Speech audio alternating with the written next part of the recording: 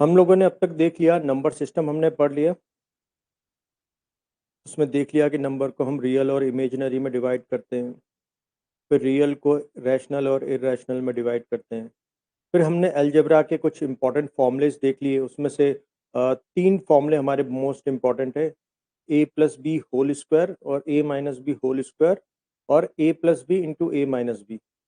उसके बाद मेंसुरेशन में हमने प्लेन कंस्ट्रक्शन के लिए और सॉलिड कंस्ट्रक्शन के लिए वॉल्यूम और एरिया के फॉर्मूले देख लिए, जो आप लोगों ने 10th क्लास में पढ़े हुए हैं। उसके बाद हमने लॉग देखा। लॉग एक नंबर को रिप्रेजेंट करने का तरीका है। और उसके बाद हमने अप्रोक्सीमेशन देख लिया। डिफरेंशिएशन हम कंप्लीट कर चुके हैं। तो अब हमारे पास बचे हुए 4 टॉपिक है, ट्रिग्नोमेट्री, इंटीग्रेशन, ग्राफ और वेक्टर्स। तो आज की क्लास में हम 2 टॉपिक कवर करेंगे, इंटीग्रेशन और ट्रिग्नोमेट्री। उसके बाद फिर ग्राफ और वेक्टर की क्लास और लेंगे। तो क्लास स्टार्ट करते हैं।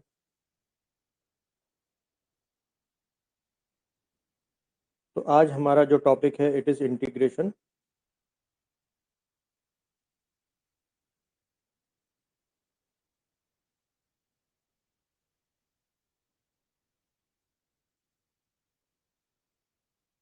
इंटीग्रेशन डिफरेंशिएशन की रिवर्स प्रोसेस है। डिफरेंशिएशन में हम लोग क्या करते हैं, बहुत स्मॉल माइक्रोस्कोपिक एलिमेंट्स को कंसीडर करते हैं। मतलब किसी चीज़ को बहुत छोटे छोटे टुकड़ों में तोड़ करके उस छोटे से टुकड़े की ऑब्जर्वेशन करते हैं। इंटीग्रेशन उसकी रिवर्स प्रोसेस, मतलब हम छोटे छोटे टुकड़े को तोड़ करके बड़ा ऑब्जेक्ट की बात करेंगे। तो इंटीग्रेशन मीन्स तुम ऐसा मान सकते हो, इनफाइनेट छोटे छोटे पार्ट्स का समेशन, उनको जोड़ना, है ना। और डिफरेंशिएशन तुम मान सकते हो छोटे छोटे पार्ट्स में तोड़ना।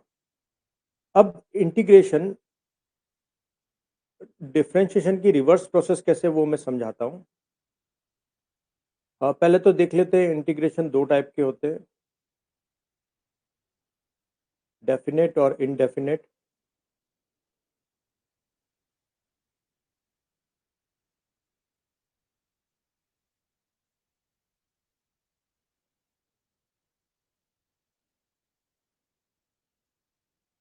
ये क्या है, डिवीजन कैसे है, वो भी हम बात करेंगे आगे। इंटीग्रेशन डिफरेंशिएशन की रिवर्स प्रोसेस कैसे है उसको समझते हैं। जैसे मान लो तुम्हारे पास है एक्स रेस टू पावर 5, कोई फंक्शन है, इसका तुमने डिफरेंशिएशन किया तो तुम्हें मिलेगा 5x race to power 4। Okay, तो हमने क्या किया, इसका डिफरेंशिएशन किया तो हमें ये मिला। अब हम इसका इंटीग्रेशन करते हैं। जैसे डिफरेंशिएशन में हम लोगों के पास एक फॉर्मूला है, d by d x of x raise to power n equal to n x n minus 1। ऐसे ही हमारे पास इंटीग्रेशन के लिए भी फॉर्मूला है, x raise to power n d x, है ना। इसमें तुम्हें ये फंक्शन नजर आ रहा है और बाकी ये जो समय एस का तुम एक तरह से डिफॉर्म फॉर्म मांग सकते हो, समेशन किसके रेस्पेक्ट में, डी एक्स। तो ये नोटेशन है। जैसे हमको पता है ना, 2 और 3 को ऐड करते हैं तो मैथमेटिकल नोटेशन प्लस होता है, 5 बनाता है। ऐसे ही ये डिफरेंशिएशन का नोटेशन है, डी बाई डी एक्स। इसका मतलब डिफरेंशिएशन करना, जैसे इस प्लस साइन का मतलब ऐड करना है, इसका मतलब है डिफरेंशिएशन करना। किसका करना है, x raise to power n का। तो क्या बना देगा, n x raise to power n minus 1। जैसे यहाँ पर 2 और 3 के बीच में ये प्लस का ऑपरेशन लगता है तो उसको क्या बना देता, 5। ऐसे ही डिफरेंशिएशन इस फंक्शन के ऊपर ऑपरेट होता है तो इसको ये बना देता है। ये जैसे 5 जैसा रिजल्ट है ना। और जैसे 2 और 3 नंबर की जगह हमने सिंगल यहाँ पे फंक्शन कंसिडर करना, और ये वो ऑपरेशन का नाम है। ठीक इसी तरह से ये जो समेशन का साइन और ये है, ये दोनों मिलकर के नोटेशन बनाते हैं इंटीग्रेशन का। और ये जैसे 2 और 3 जैसा ये फंक्शन है, और ये इसको क्या बना देगा, x n plus 1 upon n plus 1। देखो उसकी रिवर्स प्रोसेस है ना। यहाँ हम पावर को सब्ट्रैक्ट करते हैं तो यहाँ पावर को ऐड करना पड़ेगा, यहाँ उस पावर से मल्टीप्लाई करते हैं, डिवाइड करना पड़ेगा, प्लस साथ में एक सी अननोन कांस्टेंट लगाना पड़ता है। अगर यहाँ पर कुछ नंबर लिखे हुए नहीं है, मतलब लिमिट नहीं लिखी हुई है, तो सी लगाना पड़ेगा, अदरवाइज लगाने की जरूरत नहीं है। सी के साथ इसको इनडेफिनेट बोलते हैं और without see it is definite.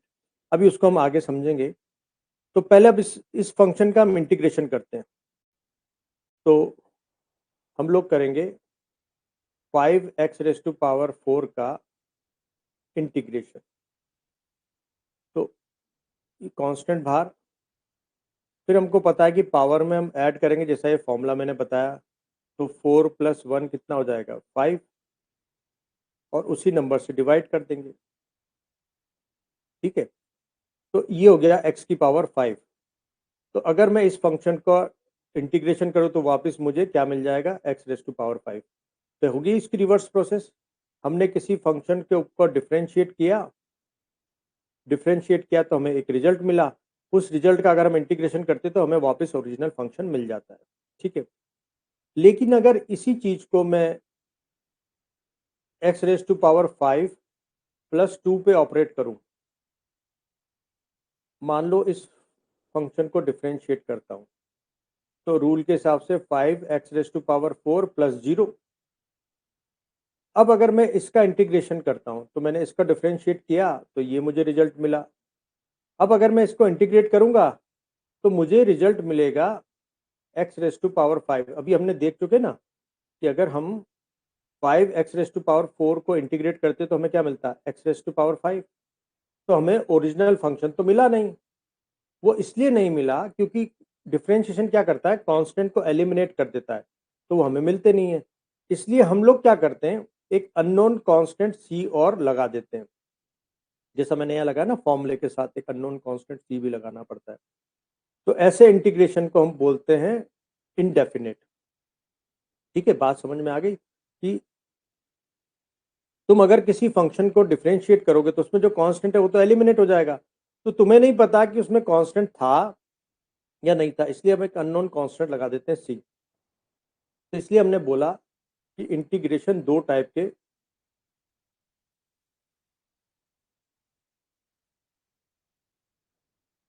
एक डेफिनेट और एक इनडेफिनेट। डेफिनेट कब हो जाएंगे वो भी अभी बताता हूं मैं तुम्हें, और एक होता है इनडेफिनेट। ठीक है,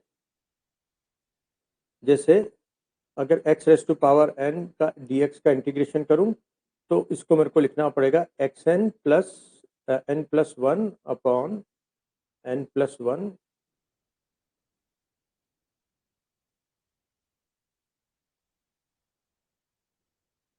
और प्लस सी, क्योंकि हमें नहीं पता ना कि इस फंक्शन के साथ कोई कांस्टेंट है या नहीं, तो इसलिए ये इनडेफिनेट है।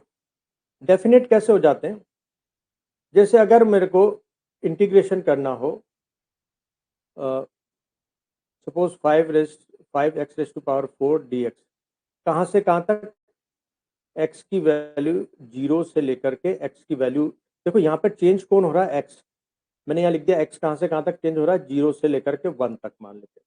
तो इसको बोलते हैं लोअर लिमिट,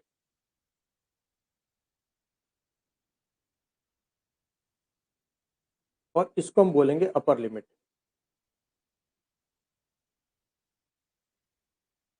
ठीक है, अब इसको सॉल्व कैसे करते वो देखते हैं।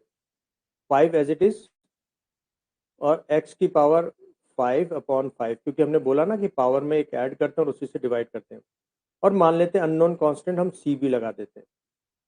अब ये जो लिमिट होती है ना, लोअर लिमिट यहाँ लिखते हैं, अपर लिमिट यहाँ लिखते हैं। अब हमको क्या करना है, x को रिप्लेस करना है पहले तो अपर लिमिट से, फिर माइनस साइन लगाना, फिर x को रिप्लेस करना है लोअर लिमिट से। जैसे हम कैसे करेंगे, पहले x की जगह लिख दो अपर लिमिट, तो 1 लिख दिया प्लस सी, फिर माइनस साइन लगाएंगे, फिर x को रिप्लेस करेंगे लोअर लिमिट से, तो 0/5 प्लस सी। तो ये हमारे पास हो जाएगा 5, देखो ये हो जाएगा 1/5 प्लस सी माइनस 0 माइनस सी। देखो सी से सी तो कैंसिल हो जाएंगे, इसका आंसर हो जाएगा 1। तो ये जो आया, इसमें देखो सी अपने आप एलिमिनेट हो गए, तो अब की बार जो हमारे पास आया आंसर आया वो डेफिनेट है। तो डेफिनेट कब हो जाते हैं, अगर तुम्हारे पास लिमिट लगी हुई हो ना यहाँ पर, तब तुम उसको बोलोगे ये डेफिनेट है, क्योंकि हमारा जो भी आंसर आएगा वो श्योर आएगा, और उसमें क्योंकि कांस्टेंट जो है वो एलिमिनेट हो जाएगा। तो इस तरह से हम अगर लिमिट, तुमको ये क्या समझना है, without limit it is indefinite, with limit it is definite. तो ये तो हो गया भाई, मैंने तुम्हें क्या क्या समझा दिया। नंबर वन, इंटीग्रेशन जो है वो डिफरेंशिएशन की रिवर्स प्रोसेस है। ओके, इंटीग्रेशन दो टाइप का होता है, डेफिनेट और indefinite. Without limit it is indefinite, with limit it is definite. अब इंटीग्रेशन के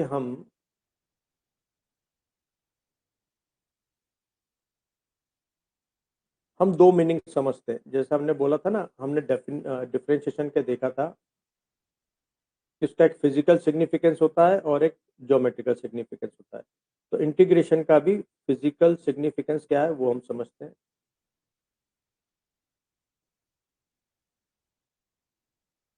और इसका ज्योमेट्रिकल सिग्निफिकेंस।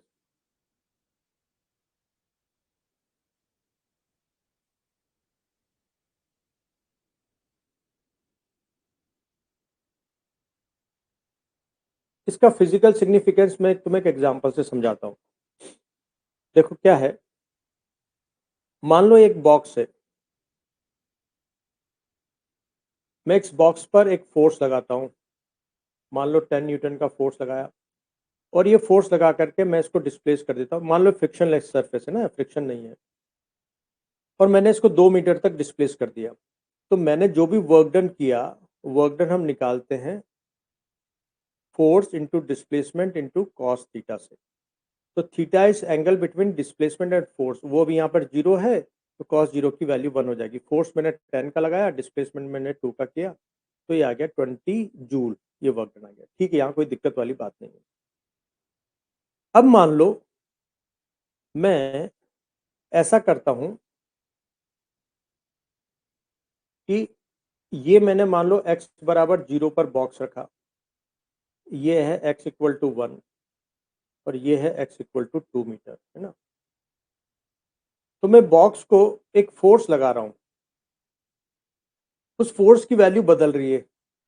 0 से 1 तक मैं मान लेता हूं, उसको रखता हूं 10 न्यूटन, और 1 से 2 मीटर तक मैं इसको रखता हूं मान लो 12 न्यूटन। ठीक है, तो मैं क्या करूंगा भाई, पहले यहां से यहां तक का वर्क डन निकाल लूंगा W1, और यहां से यहां तक का वर्क डन निकाल लूंगा W2, फिर टोटल वर्क डन के लिए इन दोनों वर्क डन को जोड़ दूंगा। ठीक है, तो जैसे पहले वाले में फोर्स इंटू डिस्प्लेसमेंट 1 का, प्लस दूसरे में फोर्स इंटू डिस्प्लेसमेंट 1 का, ये हो गया 10 प्लस 12 22 जूल। ठीक है, यहाँ भी कोई दिक्कत नहीं है।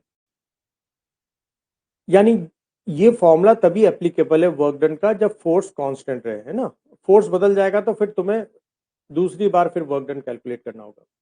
अब एक तीसरा एग्जांपल और देखो, यहाँ पर मैं क्या कर रहा हूँ, ये x इक्वल टू 0 है और ये है x इक्वल टू 2। मेरे को यहाँ पर 2 मीटर तक बॉक्स को इसको स्लाइड कराना है, लेकिन अब की बार जो फोर्स ले रहा हूँ वो फोर्स मैं x के साथ बदलने वाला ले रहा हूँ, है ना। कैसे बदल रहा है, मान लो 2x से बदल रहा है, तो जी जैसे जैसे x बदलेगा फोर्स की वैल्यू बदलता रहूंगा मैं ना। जैसे यहाँ पर मैं 0 फोर्स लगाऊंगा, लेकिन जैसे थोड़ा आगे जाएगा तो फोर्स अलग लगा लूंगा। जैसे x इक्वल टू 1 पर मेरे फोर्स की वैल्यू हो जाएगी 2 इंटू 1, मतलब 2 जूल, 2 न्यूटन।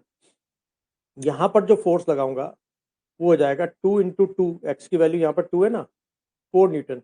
तो इसका मतलब मेरा फोर्स 0 से लेकर के कहाँ तक बदल रहा है, 4 न्यूटन तक। लेकिन इसकी इनफाइनाइट वैल्यूज है यहाँ से यहाँ तक। क्यों, क्योंकि 0 से लेकर के 2 मीटर के बीच में एक्स की कितनी वैल्यूज हैं, एक्स की इनफाइनाइट वैल्यूज हैं, बहुत सारी वैल्यूज हैं। कैसे बोल सकते हो, क्योंकि दो रियल नंबर के अंदर इनफाइनाइट रियल नंबर्स हो सकते हैं। जैसे 0, इसके बाद में अगला नंबर ले लूं एक्स का 0.0000000001, ऐसे कितने भी जीरो लगा के ले सकता हूं। तो यानी मैं कितनी भी वैल्यूज डाल सकता हूं। तो क्या अब मेरे लिए प्रैक्टिकल पॉसिबल है कि मैं हर वर्क डन को कैलकुलेट कर पाऊं, क्योंकि इनफाइनाइट वर्क डन कैलकुलेट करना होंगे, तो ये तो पॉसिबल नहीं है। तो यहाँ पर इंटीग्रेशन काम में आता है। जैसे यहाँ पर मैं इसको क्या लिख सकता था, work done equal to summation WI की वैल्यू 1 से लेकर के I की वैल्यू 2 तक, है ना। इस नोटेशन को हम ऐसे समेशन के नोटेशन से भी दिखा सकते हैं। सिग्मा, सिग्मा मतलब सम करना। कितनी वैल्यूज का, आई की वैल्यू 1 से लेकर 2 तक बदले। अब लेकिन यहां पर अगर मैं देखूं वर्क डन मुझे कैलकुलेट करना है तो आई की वैल्यू 1 से लेकर के इन्फिनिटी तक है। तो अब जब इस सिग्मा के साइन को, जब हमको इन्फिनिटी टर्म्स को जोड़ना हो तब हम सिग्मा के साइन को इंटीग्रेशन के साइन में बदल लेते हैं। जैसे वहां पर मैंने तुम्हें बताया था ना कि डेल टी जब बहुत छोटा हो जाए तब हम क्या करते हैं, del x upon del t को d x upon d t लिखते थे। ये डेल्टा को हम क्या लिख रहे हैं अब, डी। डेल्टा बड़ा चेंज है और डी बहुत ही छोटा चेंज है। ऐसे ही सिग्मा कम नंबर के टर्म्स को जोड़ने के काम में आता है, लेकिन टर्म्स जब बहुत सारी हो, इन्फिनिटी हो, तब हम इंटीग्रेशन का यूज करते हैं, है ना। तब हम यहाँ पे क्या करेंगे, हम इस रास्ते को छोटे छोटे टुकड़ों में तोड़ लेंगे। ऐसे छोटे छोटे टुकड़े मैंने डी एक्स मान लिए। डी एक्स पर फोर्स की वैल्यू में कांस्टेंट मानता हूँ। भाई माना बेशक फोर्स चेंज हो रहा है, लेकिन बहुत छोटे से डिस्प्लेसमेंट के लिए। कितने छोटे डिस्प्लेसमेंट के लिए, लगभग 0.0000001। इतने छोटे डिस्प्लेसमेंट के लिए तो मैं फोर्स को कांस्टेंट मान सकता हूँ। तब यहाँ का वर्क डन कैलकुलेट कर पाऊंगा ना मैं। तो इस छोटे से डिस्प्लेसमेंट के लिए वर्क डन में लिख दूंगा फोर्स डॉट डिस्प्लेसमेंट। ठीक है, तो हमको ऐसे सारे छोटे छोटे वर्क डन को ऐड करना है। कहाँ से कहाँ तक, यहाँ पे बदल कौन रहा है, एक्स बदल रहा है। कहाँ से कहाँ तक बदला, 0 से लेकर के 2 तक बदला। तो वहां तक ऐसे सारे छोटे छोटे वर्क डन को हम जोड़ देंगे। तो x इक्वल टू 0 से लेकर 2 तक हम एफ डी एक्स कर लेंगे। तो 2x dx फ्रॉम 0 to 2। तो इसका मतलब क्या हुआ, इंटीग्रेशन बहुत छोटे छोटे टुकड़ों का सम करने के काम में आता है। तो physically it is sum of इनफाइनेटेसिमल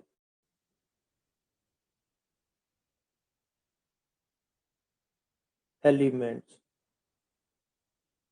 कैसा लिख सकते हो, it is sum of microscopic small elements.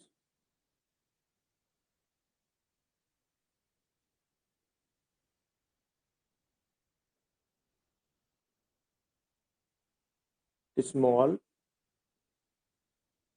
Large number of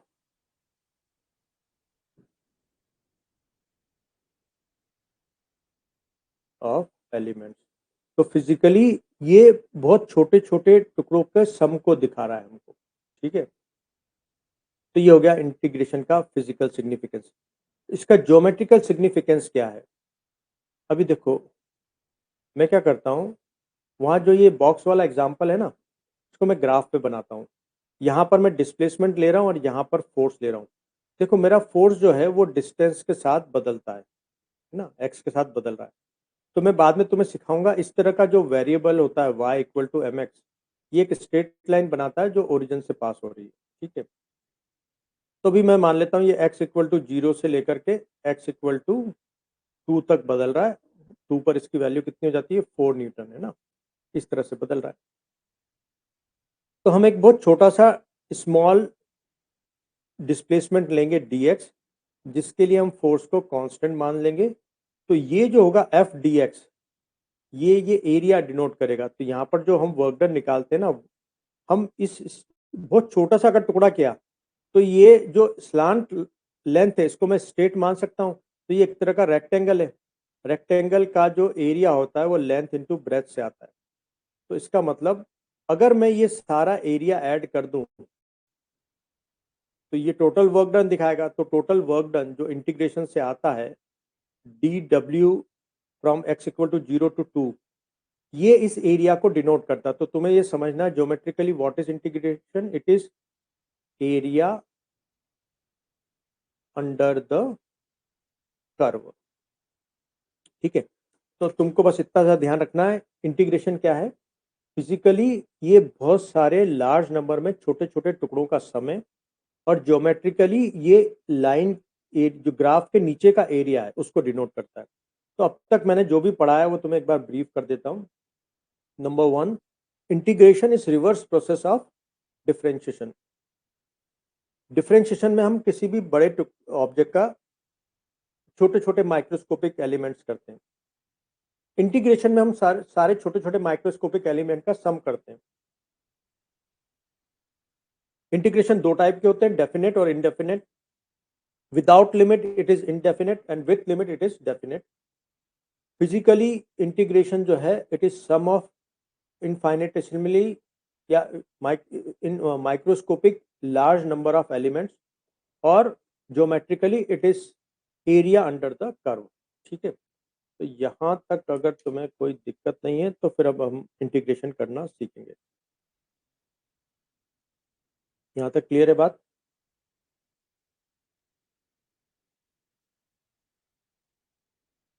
ठीक है, कोई डाउट नहीं है?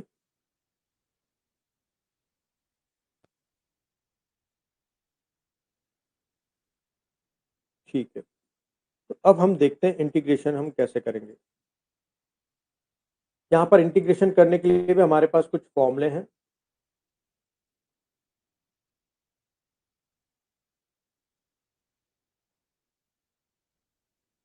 देखो, सबसे इंपॉर्टेंट फॉर्मूला जो हमारे काम में आएगा बार बार, it is integration of x raise to power n d x, है ना। ये इंटीग्रेशन और डी एक्स ऑपरेशन है, किस पे ऑपरेट होगा? X raise to power n को, और इसको क्या बना जाएगा? पावर में एक ऐड करो और उसी पूरे नंबर से डिवाइड करो और प्लस सी लगाओ, एक कांस्टेंट। अगर ये यहाँ पर लिमिट नहीं है तो, लिमिट है तो फिर सी लगाने की जरूरत नहीं है। Second, integration of sine x d x equal to minus cos x plus c. तुम देखो, जो डिफरेंशिएशन के फॉर्मूले हैं उनका बस ये रिवर्स है। वहाँ कॉस एक्स का डिफरेंशिएशन माइनस साइन एक्स होता है, तो यहाँ साइन एक्स का इंटीग्रेशन माइनस कॉस एक्स होगा। Number 3, cos x d x equal to sine x plus c. Number 4, integration of e raise to power x d x equal to e raise to power x plus c. Number 5, integration of 1 upon x d x equal to log e base पर x plus सी। देखो, बच्चे बहुत ज़्यादा यहाँ पे confuse होते हैं ना। वो क्या करते हैं, 1 अपॉन एक्स को एक्स की पावर -1 लिख करके उसको इस फॉर्मूले से इंटीग्रेट करते हैं। लेकिन ध्यान रखना, ये बहुत इंपॉर्टेंट ध्यान रखने की जगह है कि 1 अपॉन एक्स का इंटीग्रेशन लॉग एक्स होता है, न कि तुम इसको इस वाले फॉर्मूले से सॉल्व करने की कोशिश मत करना। 6, sec square x d x का इंटीग्रेशन हो जाता है 10x plus c. 7, integration of sec x 10x d x equal to sec x plus c. 8, integration of cosec square x d x equal to minus cot x plus c. 9, integration of cosec x cot x d x equal to minus cosec x plus c.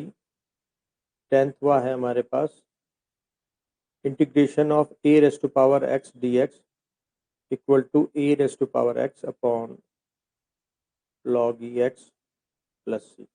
तो ये 10 फॉर्मूले हमें याद रखने होंगे, और इसके बाद हम इसके कुछ रूल्स देखेंगे। जब तक कोई प्रॉब्लम हो तो बताओ।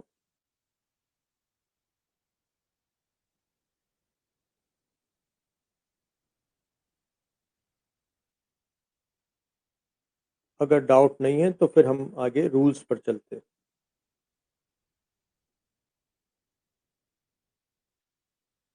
तो यहाँ पर अब हम रूल्स देखेंगे इंटीग्रेशन करने के।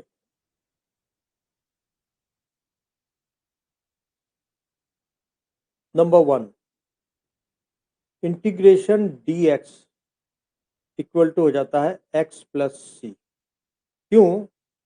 जैसे मान लो मेरे पास है इंटीग्रेशन डी एक्स, तो मैं इसको लिख सकता हूँ ना 1 इंटू डी एक्स, या मैं इसको लिख सकता हूँ x raise to power 0 d x, क्योंकि किसी भी नंबर की पावर 0 होने से वो 1 हो जाता है। तो फिर हम क्या करते हैं, इंटीग्रेशन जब ओपन होता है तो पावर में 1 ऐड कर देते हैं, उस पूरे से डिवाइड कर देते हैं, प्लस सी। तो ये हो जाएगा एक्स प्लस सी। तो तुम्हें ध्यान रखना है कि खाली integration dx equal to x plus c होता है। सेकंड, मान लो तुम्हारे पास कोई फंक्शन है x का और उसके आगे कोई कांस्टेंट मल्टीप्लाई है dx। तो ये रूल क्या बोलता है कि कांस्टेंट को बाहर कर लेना और फंक्शन को इंटीग्रेट कर देना रूल के अकॉर्डिंग। ठीक है, जैसे इसका एग्जांपल देखते हैं हम सेकंड रूल का। मान लो तुम्हारे पास है 2x³ dx। ओके, तो तुमने क्या करना है, रूल के अकॉर्डिंग कांस्टेंट को बाहर कर देना है, x³ dx करना है, फिर फॉर्मूले के अकॉर्डिंग हम पावर में एक ऐड करेंगे, इस होल से डिवाइड कर देंगे और प्लस सी लगा देंगे। तो ये हो जाएगा 2x⁴/4 प्लस सी। तुम चाहो तो इसको एक स्टेप और सॉल्व करके ऐसा भी लिख पाओगे। ठीक है,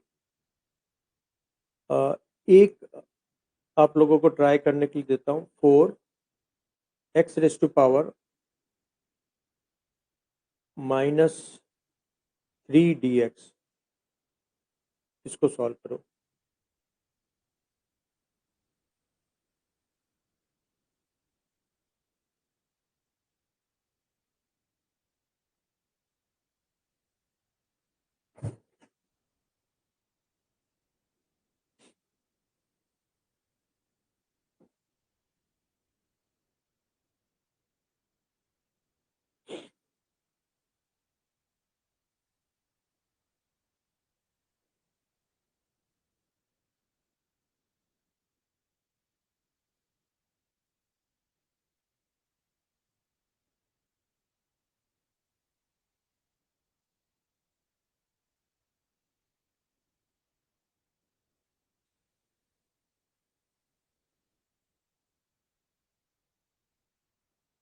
ओके, चेक करते हैं।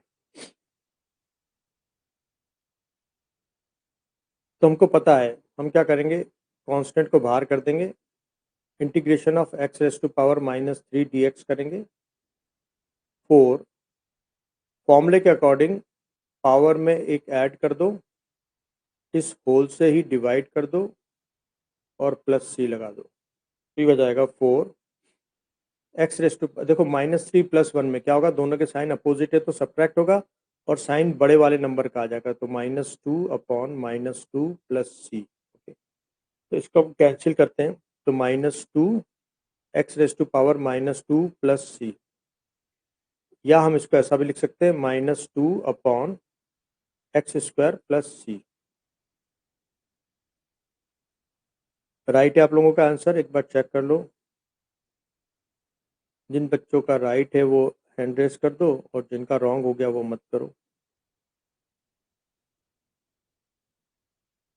जिन भी बच्चों का ये आंसर है राइट है तो एक बार हैंड रेस कर दो।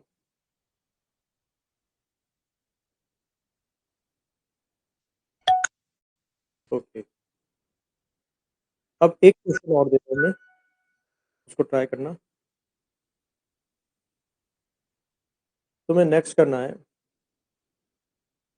6/x⁴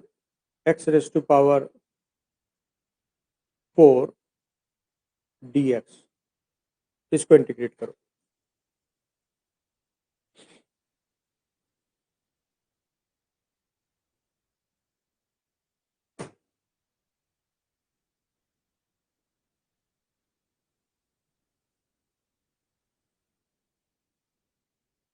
done.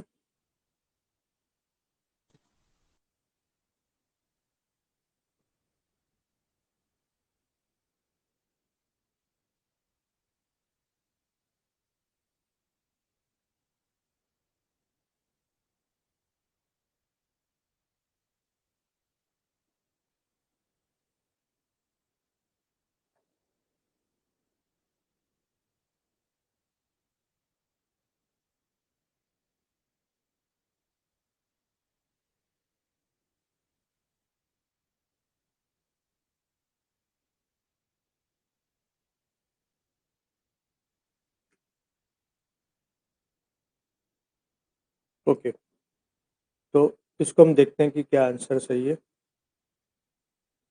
इसमें हमने क्या करना है, कांस्टेंट को बाहर कर देना रूल के अकॉर्डिंग, और इसको डिनोमिनेटर से अगर हम न्यूमरेटर में लाएंगे तो -4 dx, और ये हो जाएगा 6। रूल के अकॉर्डिंग पावर में हम 1 ऐड कर देंगे, पूरी उसी टर्म से डिवाइड कर देंगे, प्लस सी, तो हो जाएगा 6 x⁻³ अपॉन -3 प्लस सी, ये हो जाएगा -2 x⁻³ प्लस सी, या फिर -2 अपॉन x³ प्लस सी। जिनका भी राइट है वो हैंड रेज करें।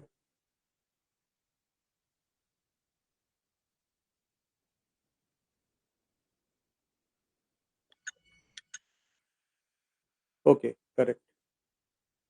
तो अब हम नेक्स्ट एक और करेंगे। अब लिमिट के साथ करना भी सीखते हैं, है ना।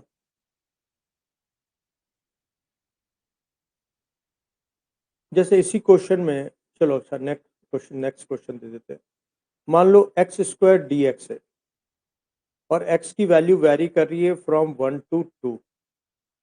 तो इसको अगर हमको सॉल्व करना है तो हम रूल के अकॉर्डिंग सबसे पहले पावर में 1 ऐड करके उसी से डिवाइड कर देंगे। अब देखो, जब लिमिट हो तो c लगाने की जरूरत नहीं है, क्योंकि वो तो ऑलरेडी कैंसिल हो जाएगा, तो मैंने नहीं लगाना इसमें। 1 से 2, फिर x को रिप्लेस करना अपर लिमिट से, फिर माइनस साइन लगाना, फिर x को रिप्लेस करना लोअर लिमिट से, तो ये हो जाएगा 8/3 -1/3। एलसीएम लेंगे 3, 8 - 1, तो आंसर हो जाएगा 7/3। क्लियर है?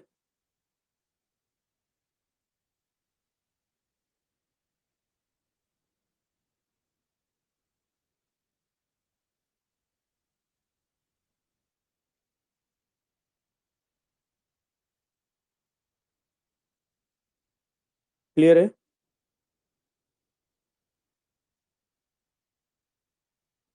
Okay.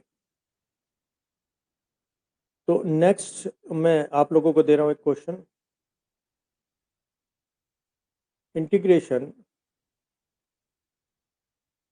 2x dx from 0 to 3, इसको सॉल्व करें।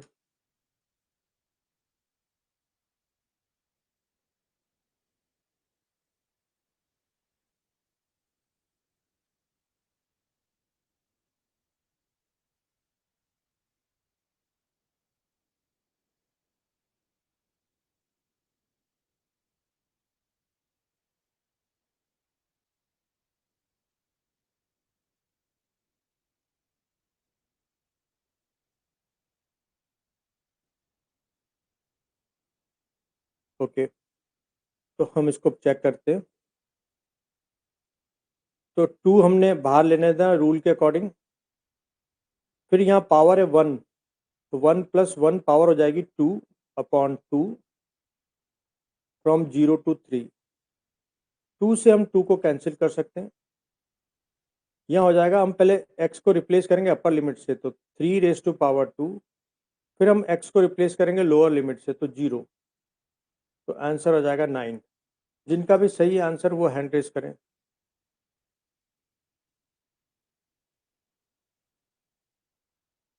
अगर आंसर सही है तो हैंड रेज करेंगे। ओके।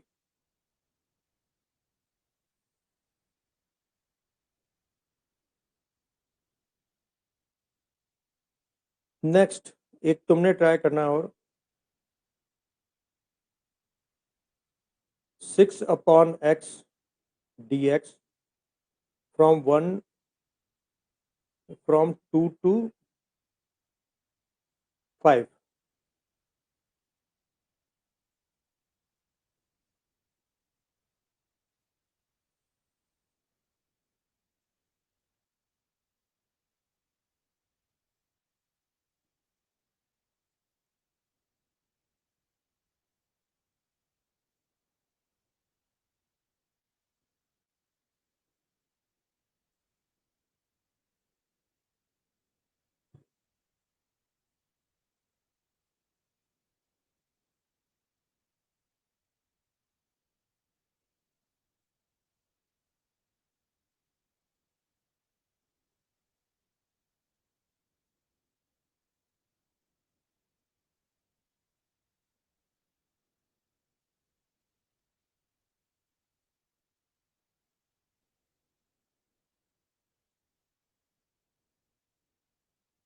ओके, चेक करें फिर।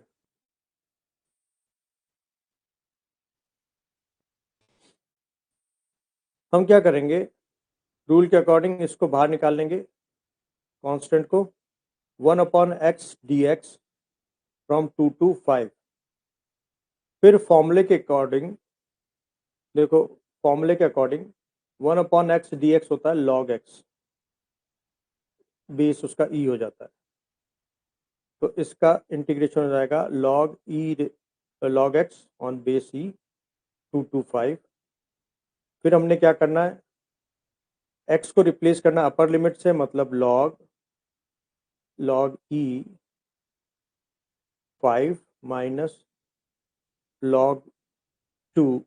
ओके, फिर हम चाहें तो इसको एक स्टेप और आगे सॉल्व कर सकते हैं, क्योंकि हमको एक फॉर्मूला पता है, log mn इक्वल टू होता है log m अपॉन n होता है log m minus log n। इसको उल्टा भी लिख सकते हैं, जैसे अभी हमारा इस फॉर्मेट में, तो हम इसको लिख देंगे log 5/2। तो ये हमारे पास आंसर हो जाएगा, है ना। या फिर एक स्टेप और भी लिख सकते हैं, 6 log 2.5। जिनका भी सही है वो हैंड रेस करो।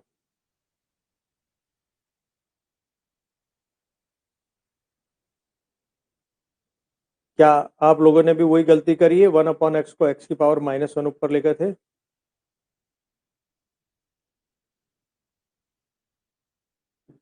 वो कोई दिक्कत नहीं है, वो तो आंसर बस यहीं पर आ गया एक्चुअली, तो आंसर तो यहीं पर है। ओके, तो अब हम ने रूल नंबर 1 देख लिया यहाँ पर।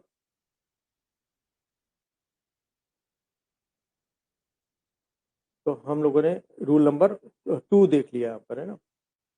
अब रूल नंबर 3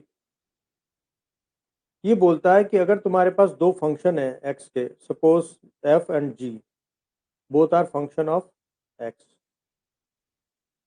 ये प्लस या माइनस साइन से जुड़े हो सकते हैं, और इसका इंटीग्रेशन करना है, तो रूल के अकॉर्डिंग इंटीग्रेशन दोनों के ऊपर डिस्ट्रीब्यूट हो जाएगा।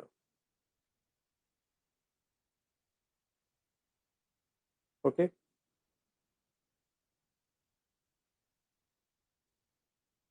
तो हम इसका एक एग्जांपल देखते हैं।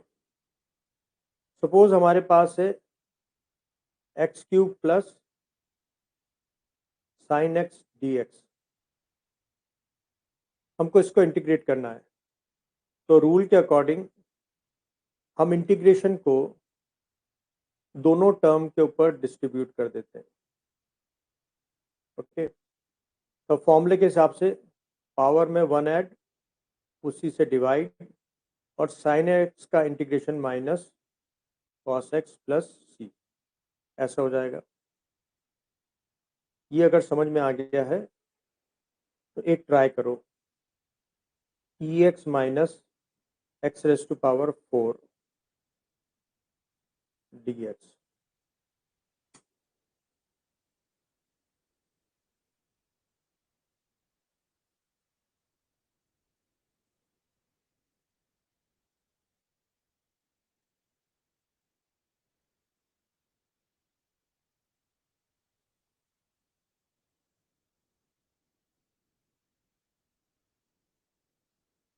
ओके,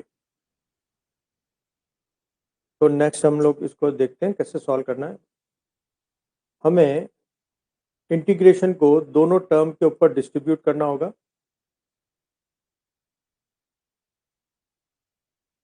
ई एक्स का इंटीग्रेशन ई एक्स ही हो जाता है, और यहाँ पर हम पावर में 1 ऐड करेंगे, होल से डिवाइड कर देंगे, और प्लस सी। जिनका भी सही है हैंड रेस करो एक बार।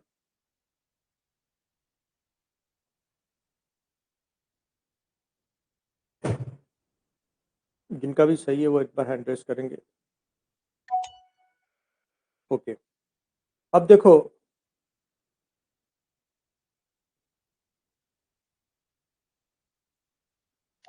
यहाँ पर हमारे पास इंटीग्रेशन में 3 रूल ही है, हालाँकि एक रूल और होता है प्रोडक्ट का, लेकिन वो हमें नीट के लेवल पे काम में नहीं आता।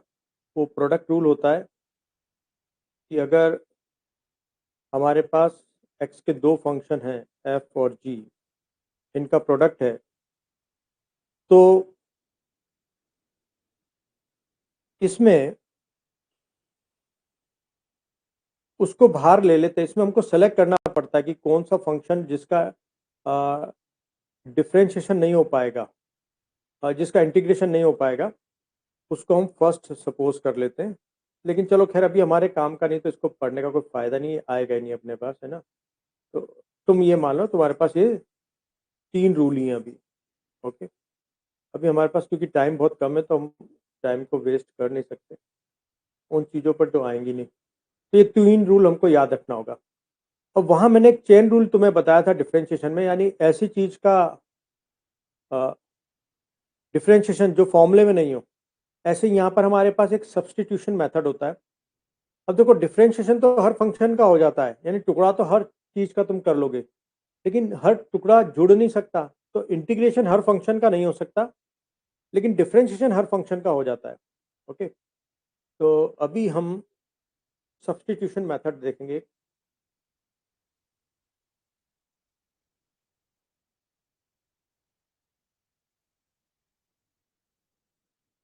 ये मेथड ठीक वो चेन रूल जैसी है कुछ कुछ।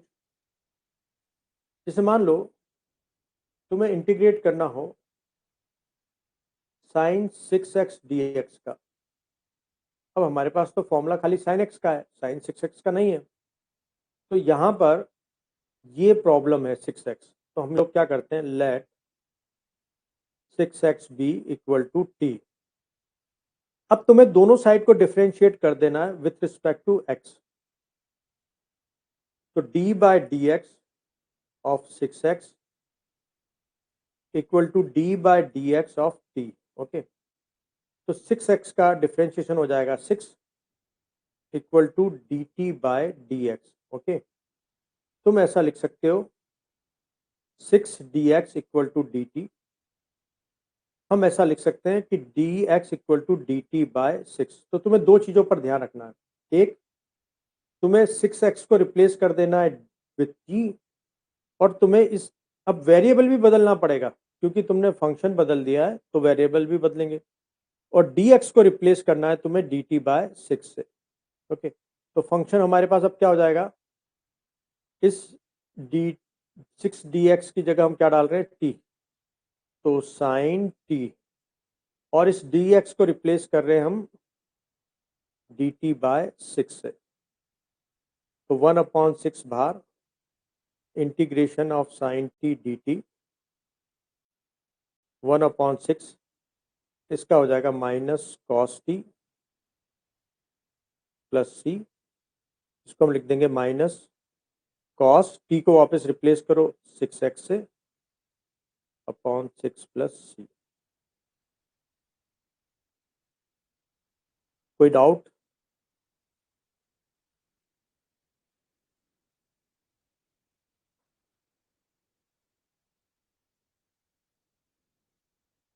ओके, अगर हैंड रेज टाइम ले रहा है तो कमेंट कर दो, टेक्स्ट कर दो। ओके, ठीक है।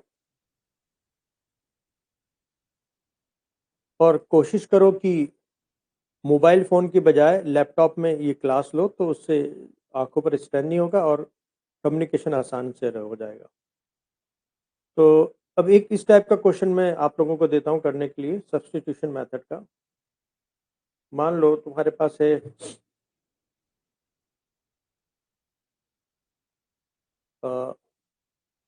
एक क्वेश्चन ट्राई करो। मान लेते हैं कॉस 10x dx। इसको एक बार अटेम्प्ट करो।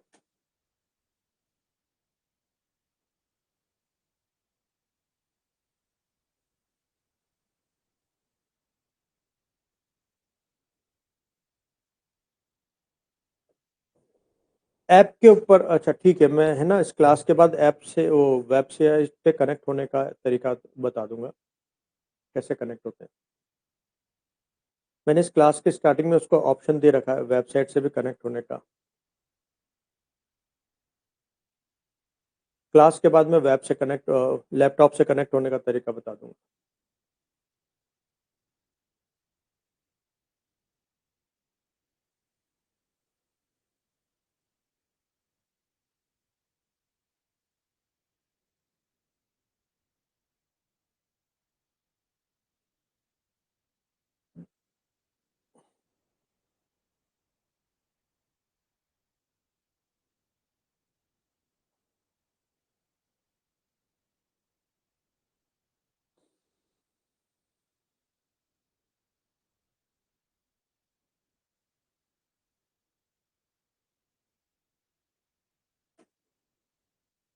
ओके, तो हम चेक करेंगे। यहाँ पर ये जो 10x है ये प्रॉब्लमेटिक है, तो हम मान लेते हैं लेट 10x बी टी। तो दोनों साइड को हम डिफ्रेंशिएट करते हैं with respect to x।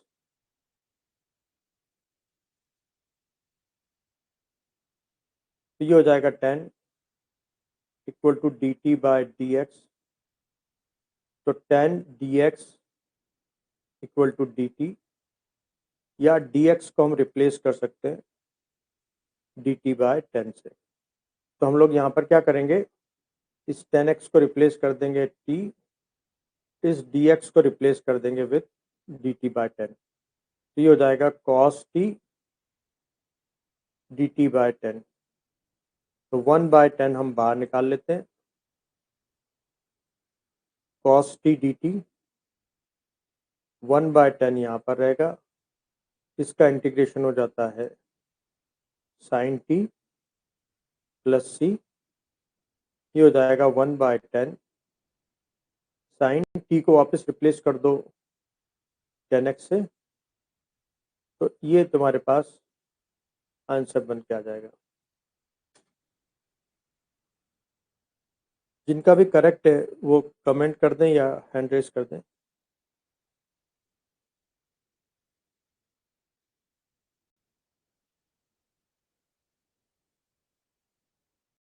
Okay, ठीक है। अब हम नेक्स्ट इसके ग्राफिकल वाली एप्लीकेशन भी समझ लेते हैं एक बार। मान लो हमारे पास एक कर्व है y equal to x square. तो मैं तुम्हें बाद में सिखाऊंगा इसको ग्राफ पे बनाना कैसे हम आइडिया लगता है, लेकिन अभी मैं तुम्हें बता रहा हूँ ये कर्व कुछ ऐसा जाता है। तुमने 10th क्लास में ग्राफ बनाना सीखे होंगे जिसमें तुम टेबल बनाते हो। ये एक्चुअली ऐसे जाता है कर्व कुछ, ये एक पैराबोलिक कर्व है ना। तुम वैसे भी थोड़ा आइडिया लेकर के बना सकते हो इसको। कैसे, तुम जैसे 10th में करते थे ना,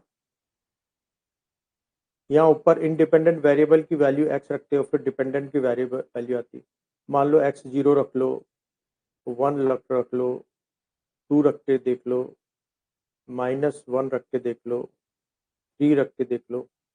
तो जैसे अगर मैंने x 0 रखा तो 0 का स्क्वायर 0, 1 रखा तो 1 का स्क्वायर 1, 2 रखा तो 2 का स्क्वायर 4, -1 रखूंगा तो उसका स्क्वायर 1, 3 रखूंगा तो 9।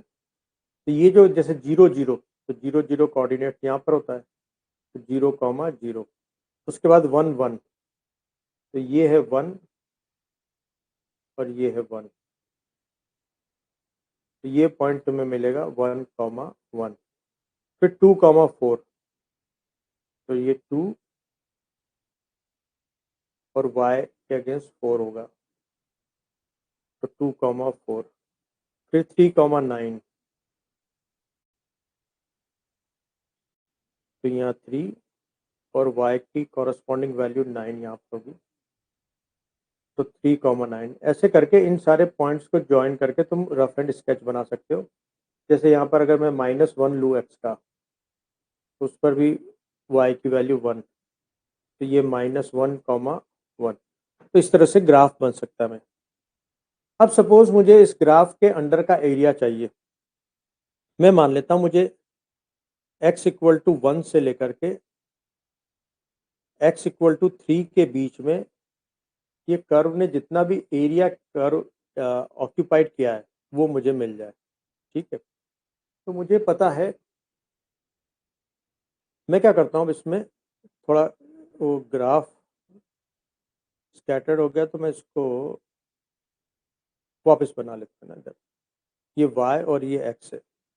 मैं क्या करता हूँ, एक बहुत छोटा सा माइक्रोस्कोपिक एलिमेंट लेता हूँ x के ऊपर dx।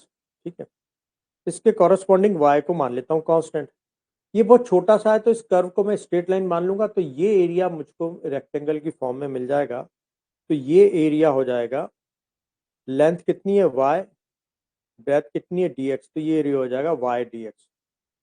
तो मैं x की वैल्यू रख देता हूँ एक्स स्क्वायर dx। ओके, ये मैंने छोटा एरिया लिया। अब मुझे ये एरिया 1 से लेकर के 3 तक कैलकुलेट करना है। तो मैं सारे ऐसे छोटे छोटे एरियाज को जोड़ दूंगा जो x इक्वल टू 1 से लेकर के 3 के बीच में है, तो मुझे पूरा एरिया मिल जाएगा ना। इस बात को इंटीग्रेशन में कैसे लिखूंगा, टोटल एरिया कैसे फाइंड आउट करूं, इन सारे छोटे छोटे एरियाज का समेशन कर दूं। ये इंटीग्रेशन मतलब सम कर दूं ऐसे सारे छोटे छोटे एरिया को, कहां से कहां तक, जो x इक्वल टू 1 से लेकर के x इक्वल टू 3 के बीच में है। ओके, तो ये हो जाएगा मेरे पास 1 to 3। ए डी ए की जगह मैं लिख सकता हूँ वाई डी एक्स, फिर मैं y की जगह लिख सकता हूँ एक्स स्क्वायर डी एक्स, फिर मैं एक्स स्क्वायर का इंटीग्रेशन कर लेता हूँ, हो जाएगा पावर में 1 ऐड करो और होल से डिवाइड कर दो 1 से 3। फिर x की जगह अपर लिमिट डालो, तो 3 raise to power 3 upon 3 minus, फिर x की जगह लोअर लिमिट डालो 1 रेज टू पावर 3 अपॉन 3, तो ये हो जाएगा 9 माइनस 1 अपॉन 3, नहीं 27, sorry 3 raise to power 3 27 minus 3, तो ये हो जाएगा 26/3। तो ये जो टोटल एरिया आ जाएगा इट इज 26/3, जो भी इसकी यूनिट हो उस यूनिट का यूनिट स्क्वायर। मीटर है तो मीटर स्क्वायर हो जाएगा, सेंटीमीटर है तो सेंटीमीटर स्क्वायर हो जाएगा।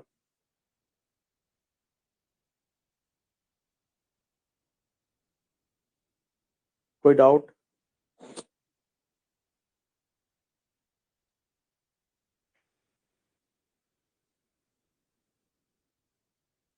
ओके, तो मैं इसी टाइप का एक क्वेश्चन दे रहा हूँ आप लोगों को। ओके, देखो, मान लो हमारे पास एक कर्व है, हम ले लेते हैं उसको, मान लो y equal to x cube. ये ग्राफ कुछ ऐसा बनेगा, हम चाहें तो बना सकते हैं ग्राफ को, लेकिन उसकी हमारे को कोई ज़रूरत है नहीं, हम डायरेक्ट भी कर सकते हैं। तो जैसे यहाँ पर तुम वैल्यूज़ ले सकते हो, x अगर 0 रखा तो y 0 हो जाएगा, x इक्वल टू -1 रखा तो y इक्वल टू -1 हो जाएगा, x इक्वल टू 1 रखा तो y equal to 1, x equal to 2 रखा तो y equal to 8, x equal to -2 रखा तो y इक्वल टू -8। तो जैसे ये हो गया 1, ये हो गया 0 x की वैल्यू, ये 1 हो गई, ये 2 हो गई। इधर जैसे ये हो गया x की वैल्यू -1 और ये हो गई x की वैल्यू -2। तो 0, 0 तो यही मिलेगा, फिर -1, -1, तो -1, यहाँ पर -1 आएगा, तो ये वाला पॉइंट मिल जाएगा। फिर उसके बाद 1, 1, x का 1 और y का 1, ये वाला पॉइंट मिल जाएगा, है ना। मैं पॉइंट्स को अलग मार्क कर दूंगा अभी। फिर 2, 8, तो 2, 2, 3, 4, 5, 6, 7, 8 यहाँ कहीं होगा।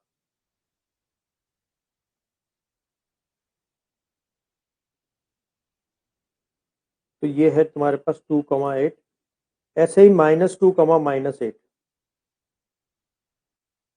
3, -1, -2, -3, -4, -5, -6, -7, -8 यहाँ कहीं।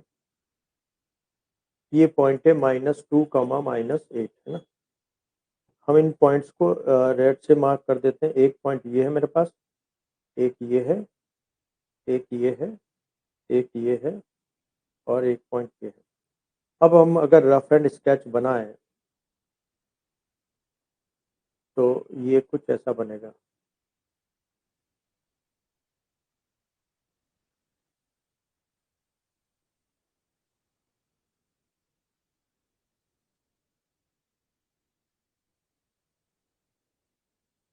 ऐसे कुछ जाएगा, ठीक है।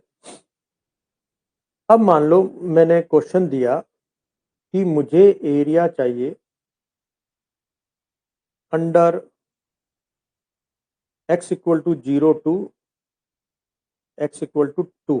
मतलब मुझको ये सारा एरिया चाहिए जो 0 से लेकर 2 तक है। तो एक बार फाइंड आउट करो।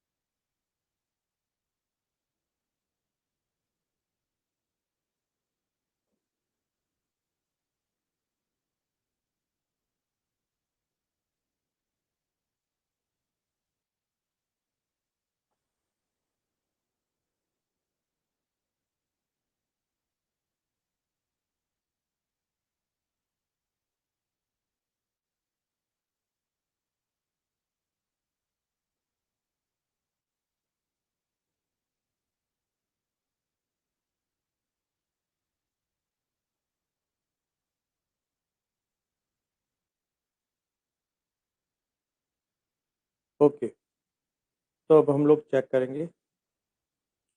देखो हमको पता है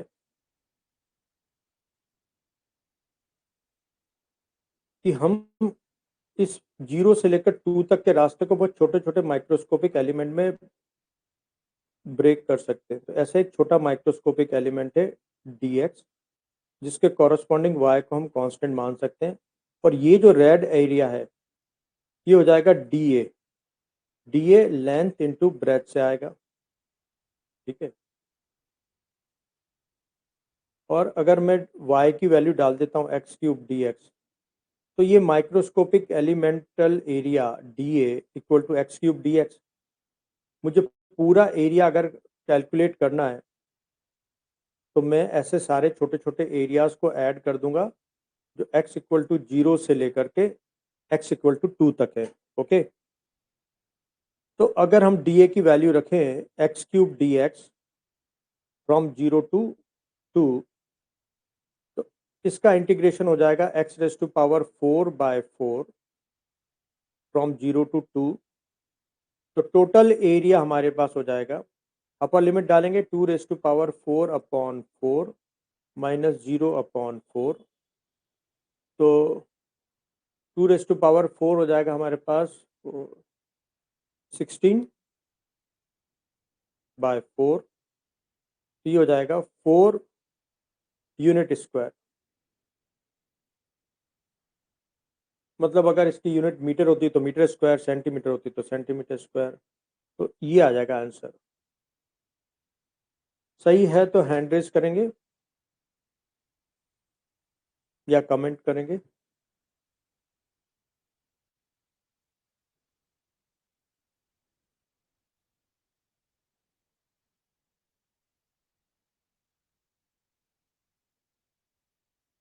ओके,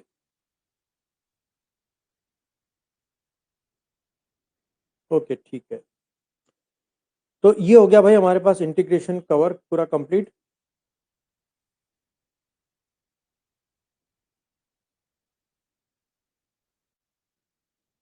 अब हम देखते हैं हमने क्या क्या सीख लिया अब तक।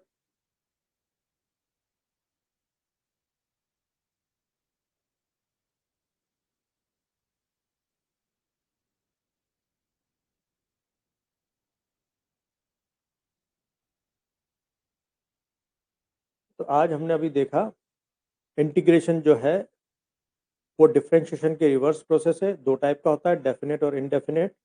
जिनके साथ लिमिट हो वो डेफिनेट और जिनके साथ लिमिट नहीं हो वो इनडेफिनेट।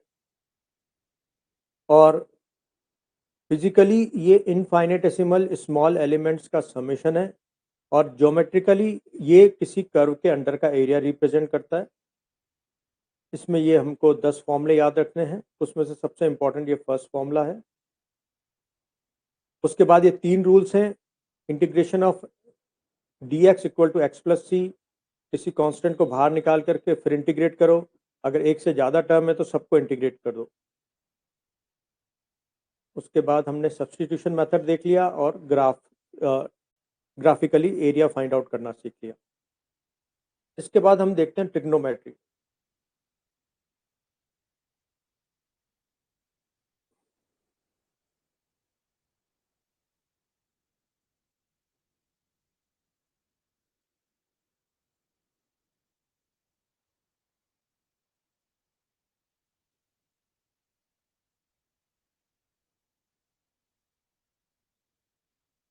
देखो ट्रिग्नोमेट्री में क्या है,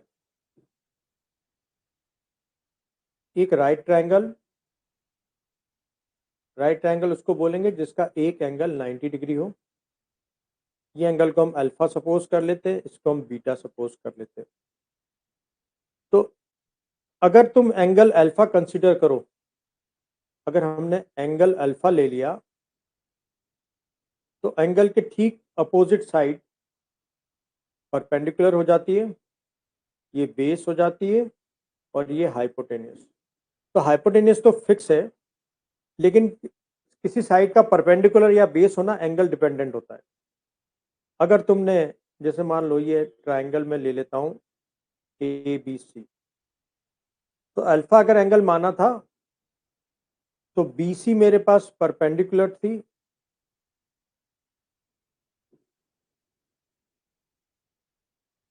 और AB मेरे पास बेस था। लेकिन अगर मैं बीटा एंगल लेता हूँ, अगर मैं बीटा के को कंसीडर करता हूँ, बीटा की टर्म में निकालता हूँ, तो मेरे पास AB, अब एंगल के अपोजिट AB परपेंडिकुलर हो जाएगा और ये साइड बेस हो जाएगी। तब मेरे पास AB परपेंडिकुलर हो जाएगा और BC मेरे पास बेस हो जाएगी। ठीक है, तो ये तो हो गई एक बात। ट्रिग्नोमेट्री में राइट ट्रायंगल के साइड्स के रेशो को स्पेसिफिक नाम दिए हुए हैं। ठीक है, तो भाई देखो ये तुम्हारे पास कोई राइट ट्रायंगल है,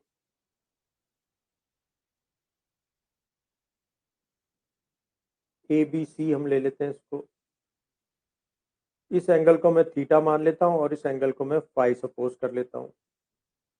तो अगर मैं जैसे यहाँ पर 6 जो साइड्स के रेशो बनाए हुए हैं, जैसे साइन थीटा इक्वल टू होता है perpendicular by hypotenuse. Cos theta वो होता है बेस बाय हाइपोटेनियस। और tan theta it is equal to perpendicular by base. ठीक है, जैसे अभी एग्जांपल के लिए मैं यहाँ पर मान लेता हूँ ये है 5, ये है 4 और ये है 3। तो साइन थीटा क्या हो जाएगा, परपेंडिकुलर मतलब 3/5। कॉस थीटा क्या हो जाएगा, बेस बाय हाइपोटेनियस। और टेन थीटा क्या हो जाएगा, परपेंडिकुलर बाय बेस 3/4। तो ये वाला जो ट्रायंगल है ना, इसको स्पेसिफिक हम ट्रायंगल लेते हैं। इसमें तुम वैल्यूज ध्यान रखना, जैसे थीटा यहाँ पे 37 डिग्री होगा नेसेसरली और फाई की वैल्यू 53 डिग्री हो गया ना, तो ये ट्रायंगल को तुम ध्यान में भी रखोगे। अब बाकी के 3 इनके रेसिप्रोकल है। साइन थीटा का रेसिप्रोकल कॉसेक थीटा जो कि हाइपोटेनियस बाय परपेंडिकुलर, कॉस का सेक थीटा जो कि हाइपोटेनियस बाय बेस और टेन का कॉट थीटा जो कि बेस बाय परपेंडिकुलर होता है ना। तो ये जैसे 5/3 हो जाएगा, ये जैसे 5/4 हो जाएगा, ये जैसे 4/3 हो जाएगा। ठीक है, तो ये तो हो गया ट्रायंगल, ये तो हो गया ये साइड्स के रेशो। अब तुम्हें 2 फॉर्मूले और ध्यान रखने हैं। एक तो sine theta upon cos theta जो है वो टेन थीटा बन जाएगा, है ना। डिवाइड करोगे तो ये कैंसिल हो जाएंगे, पी से एच से एच, तो पी अपॉन बी बचेगा। ऐसे ही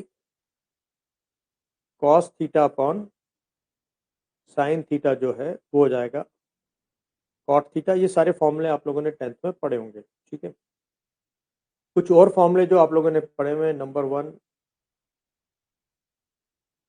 sign square theta plus cos square theta equal to होता है 1। Number 2 1 plus tan square theta equal to हो जाता है sec square theta. Number 3 1 plus cot square theta equal to cosec square theta. ये भी आप लोग पढ़ के आए हैं 10th में। इसके अलावा कुछ जो एंगल्स हैं उनकी वैल्यूज, जो स्टैंडर्ड एंगल्स हैं उनकी वैल्यू भी आप लोगों को पता होनी चाहिए। जैसे अगर आपको खाली एक की पता होती तो बाकी सारी अपने आप आ जाती हैं। एक जैसे अगर हम ले लें, मान लो साइन थीटा ले लेता हूँ, इसकी 0 डिग्री की value 30 degree, 45 degree, 60 degree and 90 degree, ठीक है। तो sine 0 is 0, sine 30 is half, sine 45 is 1/√2, sine 60 is √3/2 and sine 90 is 1। Cos theta की वैल्यू इसकी उलट दो, है ना।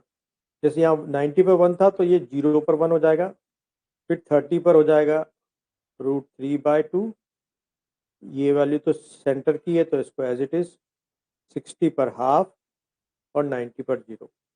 और टेन थीटा लेना होना तो वो इन दोनों का रेशियो होता है।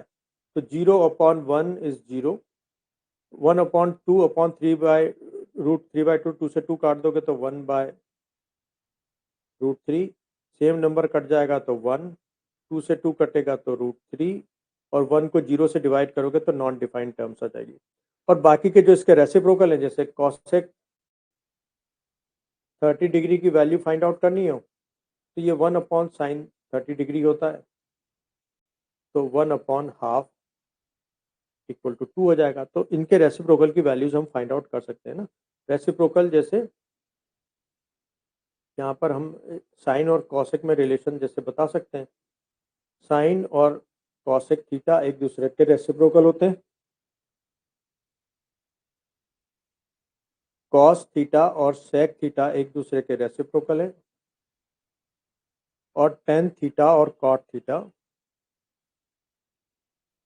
एक दूसरे के रेसिप्रोकल है। तो ये सारी चीज़ें तो 10th में पढ़ी हुई हैं, रिकॉल इसलिए करा रहा हूँ कि इन सब की हमको ज़रूरत पड़ेगी। अब कुछ नई चीज़ें बताऊंगा जो आप लोगों ने वहाँ पर नहीं सीखी होंगी, तो वो अब हमको यहाँ पर सीखनी है। तो यहाँ तक कोई डाउट?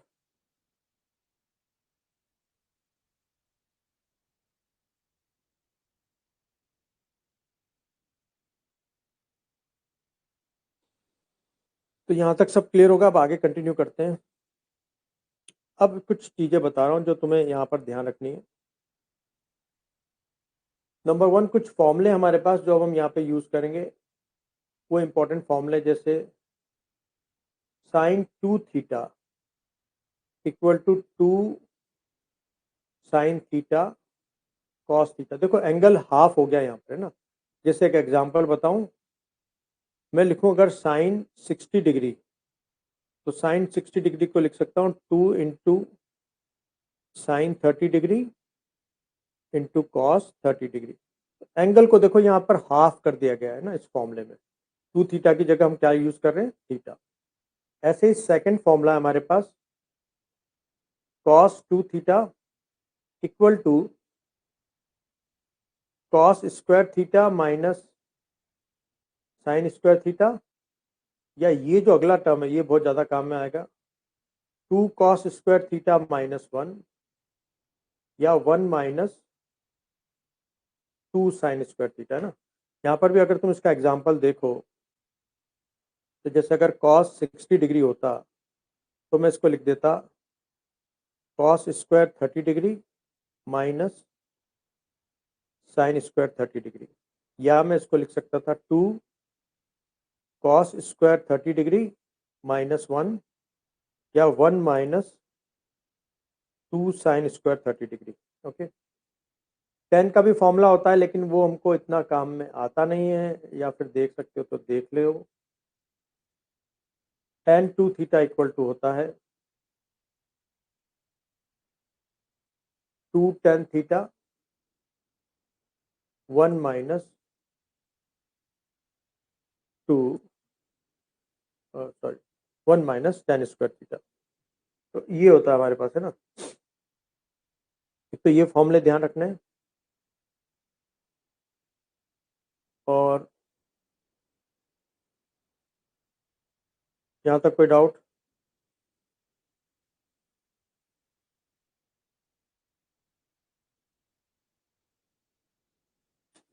तो ये कुछ नए फॉर्मूले हैं। Sine 2 theta equal to 2 sine theta cos theta, cos 2 theta equal to 2 cos square theta minus 1, या 1 माइनस 2 साइन स्क्वायर थीटा। हालांकि फर्स्ट वाला तो रेयरली काम में आएगा हमारे।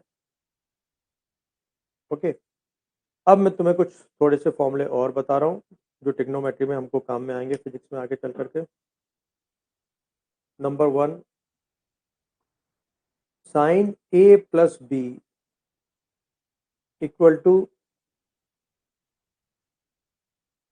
2 साइन ए कॉस बी, 2 नहीं आएगा, sine A cos B plus cos A sine B.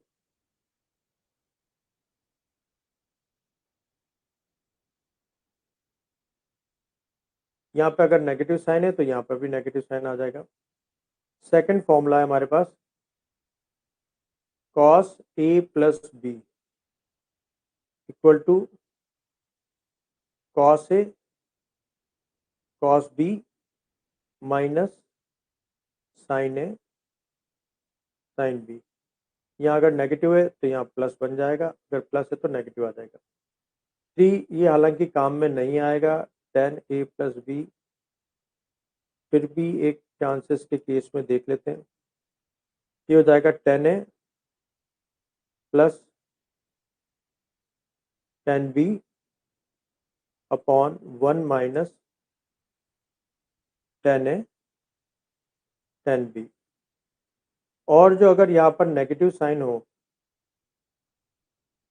तो ऊपर नेगेटिव हो जाएगा और नीचे प्लस हो जाएगा। जैसे ऊपर वाले का एक एग्जांपल बता देता हूँ, है ना। यहाँ पर ए और बी एंगल्स की वैल्यू है, जैसे sine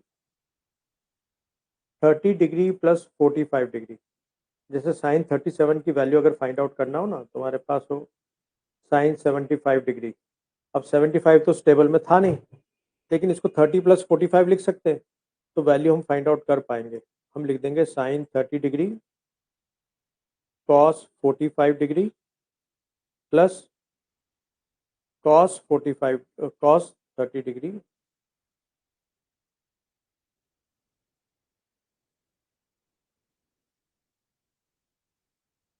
cos 30 degree sine 45 degree. तो इस तरह से हम इसका यूज़ कर सकते हैं ना। वैसे ऐसी की ज़रूरत रेयरली पड़ेगी, लेकिन ये फॉर्मूलों की ज़रूरत पड़ेगी हमें। तो जैसे यहाँ साइन 30 की वैल्यू हो जाएगी हाफ, कॉस 45 की वैल्यू हो जाएगी 1/√2, प्लस कॉस 30 की वैल्यू हो जाएगी √3/2, साइन 45 की वैल्यू हो जाएगी 1/√2। ये हो जाएगा भाई हमारे पास √3 प्लस 1 अपॉन 2√2। तो ऐसे हम साइन 75 की वैल्यू फाइंड आउट कर सकते थे। यहाँ पर कोई डाउट?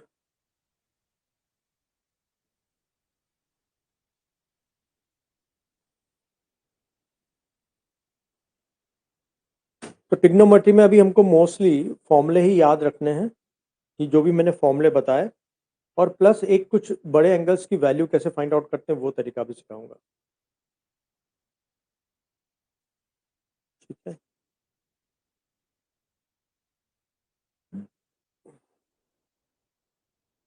इसमें से कोई क्वेश्चन तुम्हें?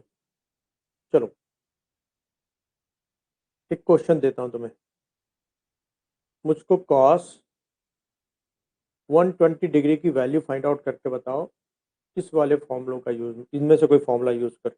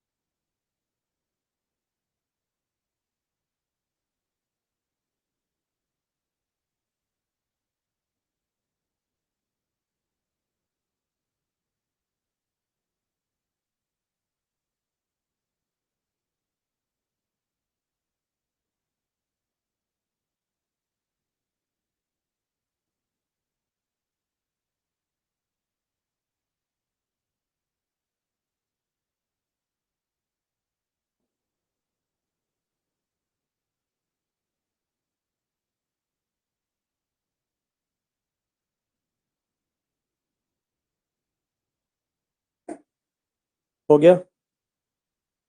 कॉस 120 डिग्री कितना होगा, इनमें से सेकंड फॉर्मूला में से कोई फॉर्मूला यूज करके बताओ।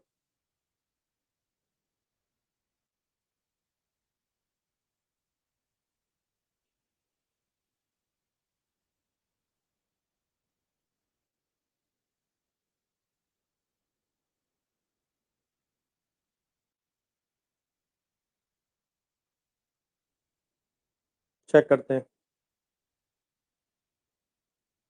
देखो, मैं मान लो ये फॉर्मूला यूज कर लूँ या कोई सा भी यूज कर सकता हूँ, तो मैं लिख दूंगा 2 cos² 120 का हाफ होता है 60 डिग्री -1, 2 इंटू कॉस 60 होता है हाफ, तो हाफ का स्क्वायर -1, ये हो जाएगा 2 इंटू 1/4 -1, तो 1/2 -1, तो हाफ में से 1 गया तो माइनस हाफ बचेगा, करेक्ट।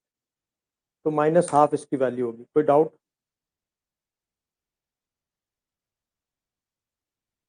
तो इस तरह से हमें इन फॉर्मूलों का यूज करना है।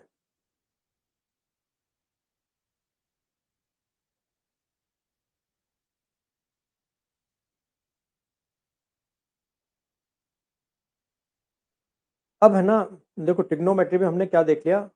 नंबर 1, ट्रिग्नोमेट्री है क्या? ये राइट एंगल ट्राइंगल की साइड्स के रेशियो की स्टडी है ना। ये 6 रेशियोज होते हैं हमारे पास, और ये तीनों के बीच में ऐसे रिलेशन है। ये फॉर्मूले जो हमने, आप लोगों ने 10th में पढ़े थे, बेसिक फॉर्मूले और एक कुछ स्टैंडर्ड एंगल्स की वैल्यू, ये नए फॉर्मूले हैं जो हमको याद रखने हैं अब। साइन 2 थीटा का, कॉस 2 थीटा का, टेन 2 थीटा का, और साइन A+B, कॉस A+B और टेन A+B के फॉर्मूले।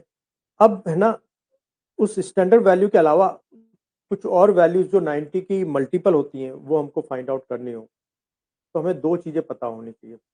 जैसे सपोज तुमसे पूछा जाए साइन 300 डिग्री की वैल्यू बताओ, ठीक है। ये फाइंड आउट करने के लिए हमें दो चीज़ों की ज़रूरत है। नंबर 1, पहले तो देखो ये एंगल कौन से क्वाड्रेंट में है। अब ये दो परपेंडिकुलर लाइंस जो होती हैं, जिसमें से एक को x मान लो और इसको y मान लो, ये लाइनें एक प्लेन को 4 क्वाड्रेंट में डिवाइड कर देंगी। इसको हम बोलेंगे फर्स्ट क्वाड्रेंट,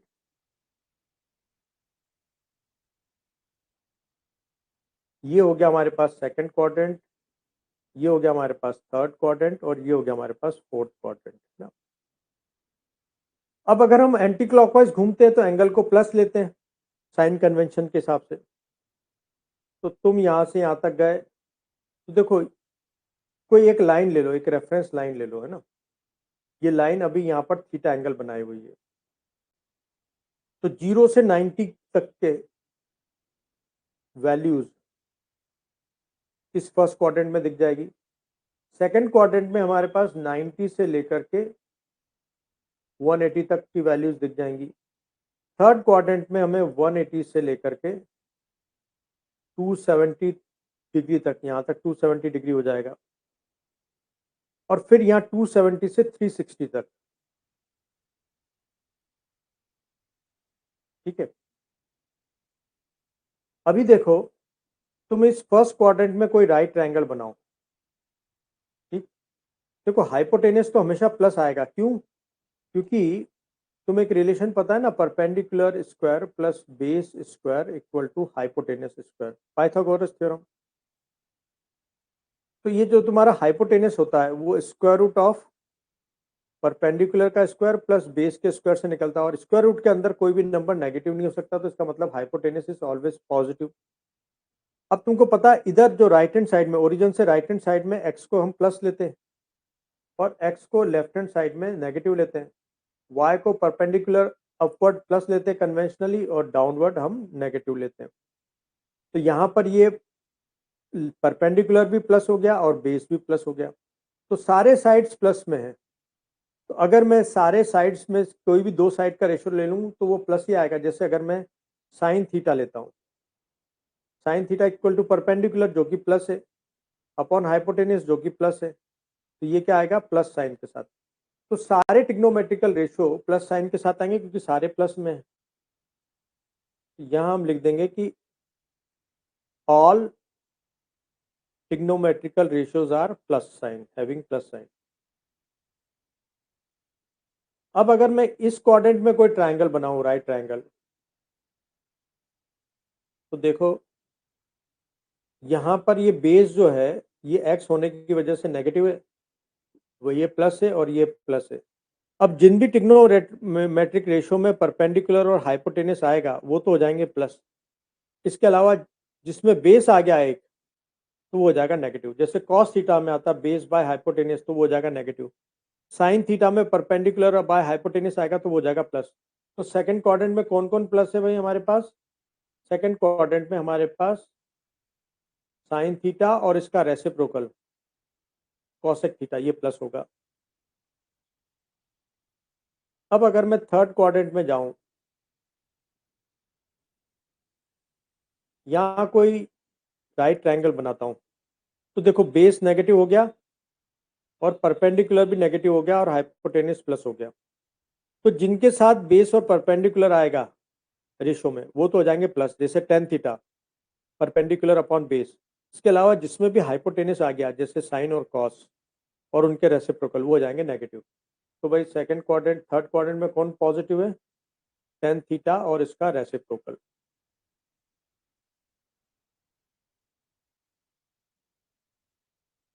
फोर्थ क्वाड्रेंट में बात करते हैं। फोर्थ क्वाड्रेंट में बेस प्लस, परपेंडिकुलर नेगेटिव और हाइपोटेनस प्लस। तो जिनके साथ बेस और हाइपोटेनस आ जाएगा वो तो हो जाएंगे प्लस, जैसे कॉस थीटा और sec theta. Base by hypotenuse और हाइपोटेनस अपॉन बेस, तो ये हो जाएंगे प्लस और बाकी सारे नेगेटिव। तो यहाँ पर cos theta and sec sec theta ये हो जाएंगे प्लस और बाकी सारे नेगेटिव। तो तुम्हें ये ध्यान रखना भाई, एक तो तुम्हें ये बात ध्यान रखनी है कि फर्स्ट क्वाड्रेंट में सभी trigonometrical ratios are plus, second में साइन और कॉस प्लस, थर्ड में टेन और कॉट प्लस, और फोर्थ में कॉस और सेक प्लस। तो अगर अपन इस साइन 300 की बात करें तो 300 डिग्री कहाँ लाई करता है? देखो ये 0 से 90, 90 से 180, 180 से 270, 270 से 360, तो मतलब 300 फोर्थ क्वाड्रेंट में लाई करेगा। तो फोर्थ क्वाड्रेंट में अब देखो साइन का साइन प्लस होता है नेगेटिव, तो साइन यहाँ पर नेगेटिव है तो यहाँ हम लगाएंगे नेगेटिव, ठीक है। इसके अलावा हमें इस 300 को दो टुकड़ों में तोड़ना होगा। तो पहली चीज तो तुम्हें ये ध्यान रखनी है कि किस क्वाड्रेंट में कौन सा ट्रिग्नोमेट्रिकल रेशियो प्लस है और माइनस है, ठीक है। अब अगली बात पे आते हैं। ये जो साइन 300 डिग्री है इसको तुम्हें दो टुकड़ों में तोड़ना है। एक 90 का कुछ मल्टीपल हो और एक प्लस माइनस थीटा हो, थीटा की वैल्यू लेस देन 90 डिग्री हो, मतलब एक्यूट एंगल हो, ठीक। तो इसको अगर मुझको डिवाइड करना है तो तुम भाई इसको ऐसा भी कर सकते हो, जैसे 300 को 90 से डिवाइड कर दो तो 3 टाइम्स जाएगा 270 और बचेगा 30 डिग्री। तो तुम ऐसा कर सकते हो, इसको लिख सकते हो 3 इंटू 90 प्लस 30 डिग्री। ठीक है, एक 90 का मल्टीपल हो गया और एक एक्यूट एंगल हो गया। क्या इसको ऐसा भी लिखा जा सकता था भाई, 300 को हम 360 माइनस 60 डिग्री भी तो लिख सकते हैं। तो इसको हम ऐसा भी लिख सकते थे, 360 को जो 90 का मल्टीपल है 4 इंटू 90 माइनस 60 डिग्री। तो दोनों तरीकों से लिखा जा सकता है, तुम किसी भी तरीके से लिख सकते हो। तो मैंने अभी तुम्हें बताया कि तुम साइन 300 डिग्री को या तो लिखोगे साइन 270 प्लस 30 डिग्री, या तुम लिखोगे साइन 360 माइनस 60 डिग्री। यहां पर तुम अगर देखो तो ये 90 का ऑड मल्टीपल है ना, 90 के साथ ऑड नंबर से मल्टीप्लाई किया हुआ है ना। और अगर यहां देखूं मैं तो 90 को इवन नंबर से मल्टीपल किया हुआ है। हम किसी भी एंगल को ऐसा कर सकते हैं, हम चाहे तो ऑड से या इवन से कर सकते हैं। ओके, अब तुम्हें क्या ध्यान रखना है, जैसे तुमने कोई भी एंगल है, एक लार्ज एंगल है, उसको तोड़ा 90 का मल्टीपल और प्लस या माइनस एक्यूट एंगल। तो एन अगर तुम्हारे पास या तो ऑड बनेगा या इवन भी बना सकते हो। अगर इवन बनाया तो तुमको ध्यान रखना है नो चेंज। नो चेंज किसमें, ट्रिग्नोमेट्रिकल फंक्शन सेम रहेगा।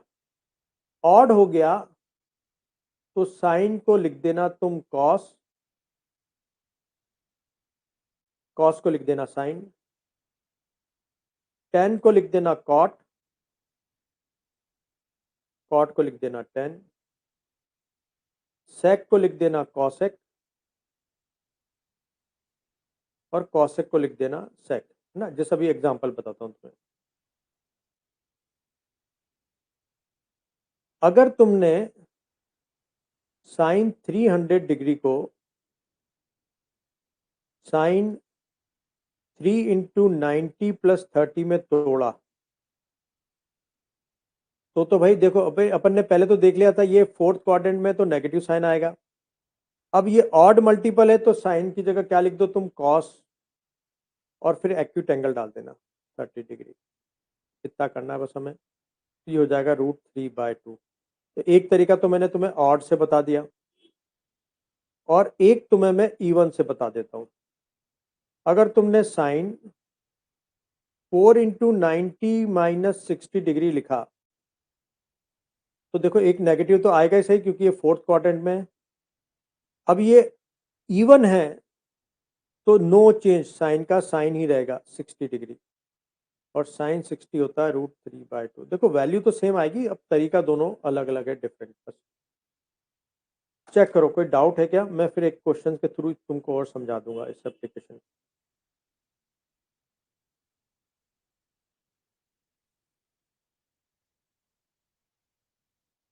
ओके, अब अगर कुछ डाउट नहीं है तो हम कुछ क्वेश्चंस की प्रैक्टिस करेंगे।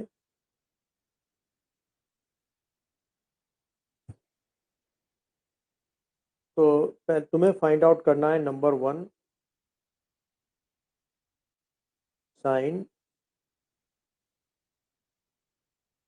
135 डिग्री। सेकंड तुम्हें फाइंड आउट करना है कॉस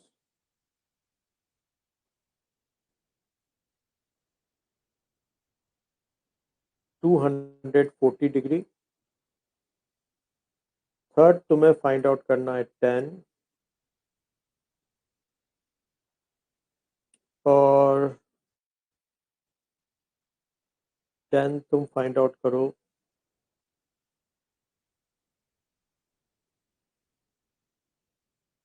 120 डिग्री। और एक लास्ट हम फाइंड आउट करेंगे साइन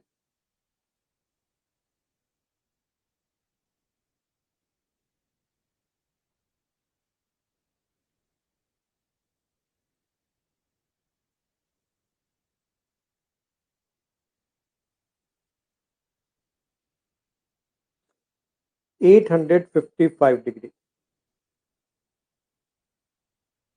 तो फर्स्ट ट्राई करो, पहले उसका आंसर चेक करेंगे।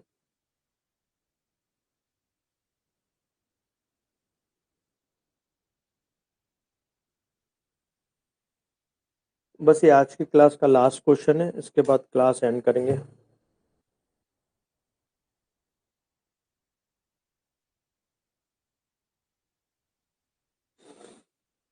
अब हमारे पास इसमें बचेगा ग्राफ और वेक्टर्स।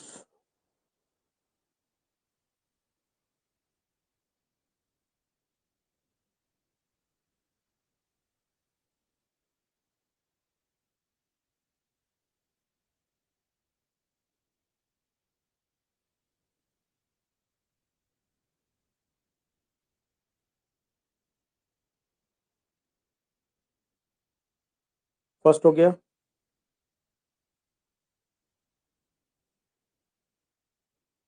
एक एक करके उसको हम डिस्कस करते जाएंगे। फर्स्ट हो जाए तो बता देना। ओके, फर्स्ट का आंसर चेक करते हैं। देखो, साइन 135 को मैं लिख सकता हूँ साइन 90 प्लस 45 डिग्री, और मैं चाहूँ तो इसको ऐसा भी लिख सकता था, साइन 180 डिग्री माइनस कितना, 45 डिग्री। यहाँ पर तुम्हारे पास ऑड मल्टीपल है, तो सबसे पहले हमको चेक करना होता है ना, ये दो अलग अलग तरीके से हम सॉल्व कर लेंगे। सबसे पहले हमको चेक करना होता है 135 डिग्री कहाँ पर होगा। यहाँ 0 से लेकर 90 तो फर्स्ट क्वाड्रेंट, और 90 से 180 सेकंड क्वाड्रेंट, तो मतलब ये सेकंड क्वाड्रेंट में कहीं 135 आएगा। और सेकंड क्वाड्रेंट में साइन प्लस होता है, तो प्लस साइन ही आएगा। फिर ये ऑड मल्टीपल है, तो साइन की जगह लिख दो तुम कॉस 45 डिग्री, तो वैल्यू हो जाएगी 1/√2। सेम बात यहाँ पर भी, साइन लगाने के लिए तो हमने देख लिया है, वो प्लस आएगा। ये 2 हम 90 को लिख सकते हैं, 180 को लिख सकते हैं 2 × 90 डिग्री, मतलब इवन मल्टीपल, तो साइन का साइन ही रहेगा 45 डिग्री, तो हो जाएगा 1/√2। जिनका भी राइट है वो बताएं।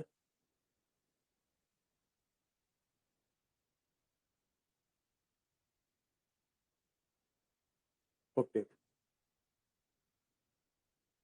तो अब हम लोग सेकंड को देख, सेकंड ट्राई कर लिया।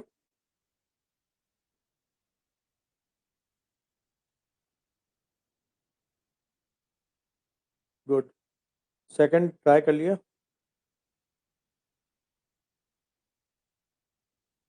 तो सेकंड को देखते हैं, 240 डिग्री है ना। नेक्स्ट पेज में देखेंगे, कॉस 240 डिग्री। इसको भी हम चाहें तो दो तरीकों से कर सकते थे। लिख सकते थे कॉस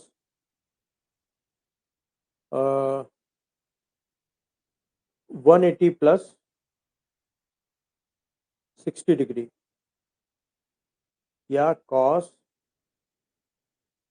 2 × 90 प्लस 60 डिग्री, मतलब इवन मल्टीपल। या हम कॉस 270 माइनस 30 डिग्री भी लिख सकते हैं इसको। हम इसको लिख सकते थे कॉस 3 × 90 डिग्री माइनस 30 डिग्री। ठीक। अब पहले चेक करो कौन से क्वाड्रेंट में। तो भाई 0 से 90 फर्स्ट क्वाड्रेंट, 90 से 180 सेकंड क्वाड्रेंट, और 180 से 270 थर्ड क्वाड्रेंट, तो उसमें बीच में 240 आएगा, तो इसका मतलब ये थर्ड क्वाड्रेंट में है। और थर्ड क्वाड्रेंट में खाली tan और cot ही प्लस होते हैं, बाकी सारे नेगेटिव होते हैं, तो मतलब ये नेगेटिव है, तो नेगेटिव साइन आएगा, तो नेगेटिव साइन आएगा। ये इवन मल्टीपल है, तो कॉस का कॉस ही रहेगा, कॉस 60 डिग्री। ये ऑड मल्टीपल है, तो कॉस का साइन हो जाएगा, और कॉस 60 की वैल्यू होती है हाफ, और साइन 60 की वैल्यू होती है। अगर करेक्ट है तो हैंड रेज कर दें, या लिख दें। ओके,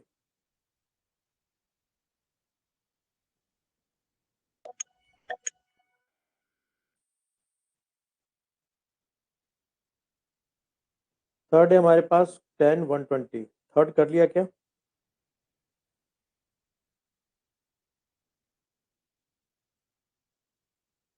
टेन 120 इसको क्या हो जाता है? ओके, तो 10 120 को चेक करते हैं हम लोग।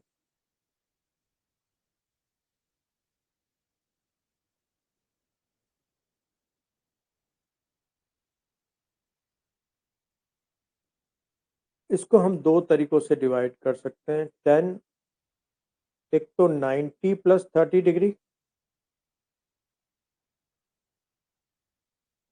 या हम इसको लिख सकते हैं 10 180 डिग्री माइनस 60 डिग्री। अब देखो ये कौन से क्वाड्रेंट में आता है, तो भाई 0 से 90 फर्स्ट क्वाड्रेंट, 90 से 180 सेकंड क्वाड्रेंट, तो इसका मतलब ये सेकंड क्वाड्रेंट में। सेकंड क्वाड्रेंट में खाली साइन और कॉसेक ये प्लस होंगे, बाकी सारे नेगेटिव, तो 10 नेगेटिव हो जाएगा, इसका मतलब नेगेटिव हो जाएगा। ये 90 का ऑड मल्टीपल है, तो 10 की जगह हम लिख देंगे cot 30। ये 90 इंटू 2 है, मतलब इवन मल्टीपल, तो 10 का 10 रहेगा, 10 60 डिग्री। 10 60 की वैल्यू होती है √3, cot 30 की वैल्यू होती है √3। करेक्ट है, तो जिनका करेक्ट है बताएं।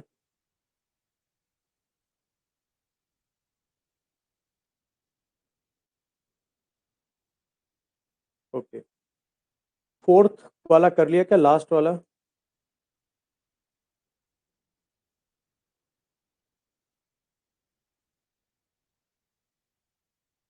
ओके, तो फोर्थ को हम चेक करते हैं। फोर्थ था हमारे पास साइन 855, तो फोर्थ है हमारे पास साइन 855। ओके, 85 लिख दिया।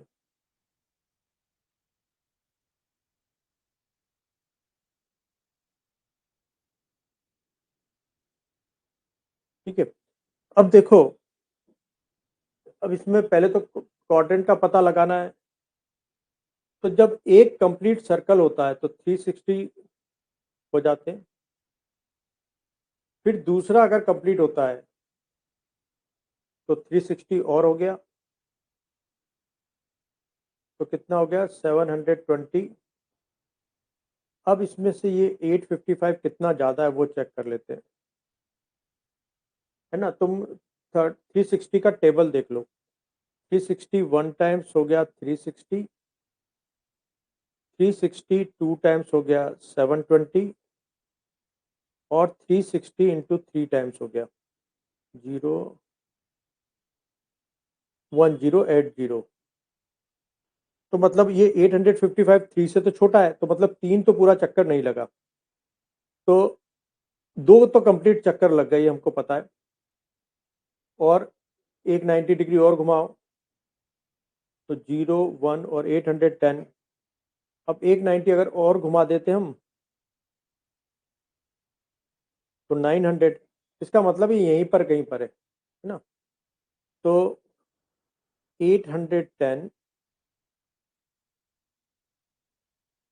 मतलब ये हो जाएगा 90 इंटू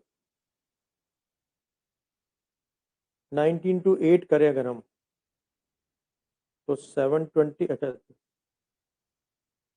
90 इंटू 9 करें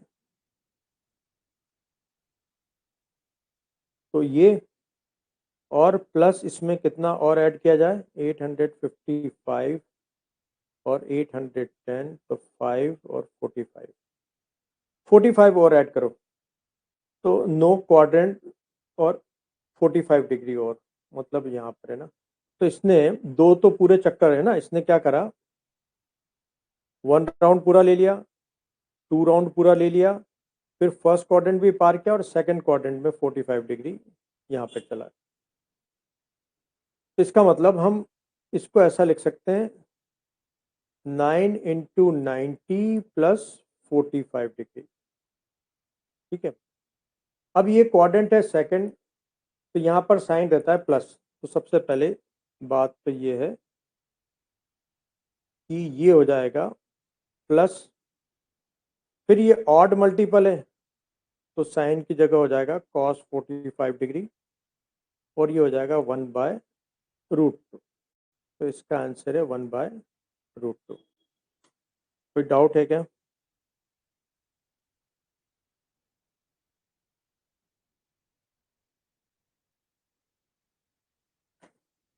ओके,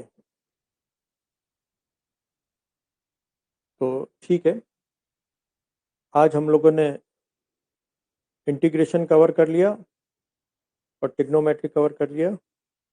तो आज मैं उसमें क्वेश्चंस डाल दूंगा, क्योंकि उसमें इंटीग्रेशन, डिफरेंशिएशन और ट्रिग्नोमेट्री के कंबाइंड क्वेश्चंस हैं, तो वो सारे कर लोगे। तो आज जाकर के ना ऐप में या तो फ्री कंटेंट में जाकर के वहाँ देख लेना, वहाँ मिल जाएगा, मैंने क्रैश कोर्स के नाम से बना रखा है फोल्डर, या फिर जहाँ पर ये है मटेरियल वहीं पे डाल दूंगा। आज चेक कर लेना शाम तक, तो कल वाली क्लास से पहले क्वेश्चन ट्राई करके आ जाना है ना। तो आज की क्लास में कोई डाउट नहीं है तो हम कंटिन्यू कर लेते हैं, एक बार देख लेते हैं कि आज हमने क्या क्या कर लिया।